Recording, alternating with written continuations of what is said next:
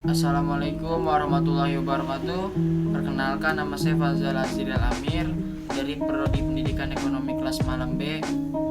Ingin mengumpulkan tugas hasil presentasi dengan mata kuliah dasar-dasar pendidikan dengan dosen Bapak Dahlan SPD dengan nomor NIM 18721500166. Di sini saya mengambil materi tentang aliran-aliran pendidikan di Indonesia. Aliran pendidikan adalah pemikiran yang membawa pembaharuan dalam dunia pendidikan.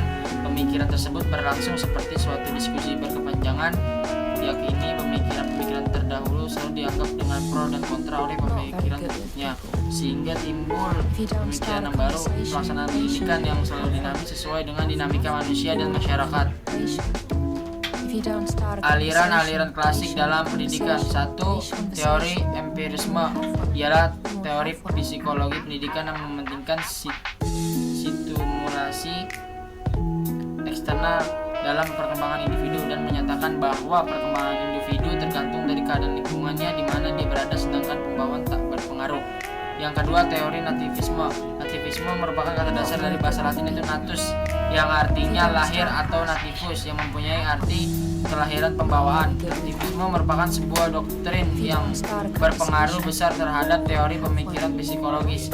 3. Teori konvergensi. Teori ini pada intinya merupakan perpaduan antara pandangan nativisme dan empirisme yang keduanya dipandang sangat berat sebelah. Yang keempat, ada teori naturalisme. Natura alam sebagai keseluruhan realitas. Istilah natur telah dipakai dalam filsafat dengan bermacam-macam arti, mulai dari dunia fisik yang dilihat oleh manusia sampai kepada sistem total. Gerakan-gerakan baru dalam pendidikan.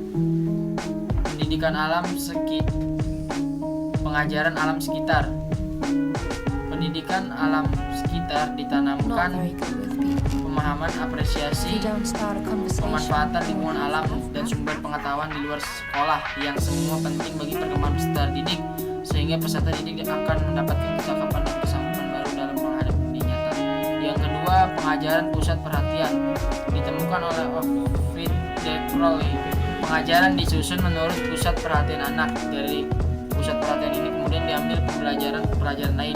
Dalam pengajaran ini anak selalu bekerja sendiri tanpa ditolong dan dilayani. 3. Sekolah kerja dikembangkan oleh Georg Sintner. Bentuk sekolah untuk menjadi warga negara yang baik, yaitu mendidik anak agar pekerjaan tidak merugi masyarakat dan justru memajukan. Oleh karena itu, wajib menyiapkan peserta didik untuk suatu pekerjaan tersebut, hendaknya juga untuk kepentingan negara. Jadi yang menjadi pusat tujuan pengajaran adalah kerja untuk menatap masa depan.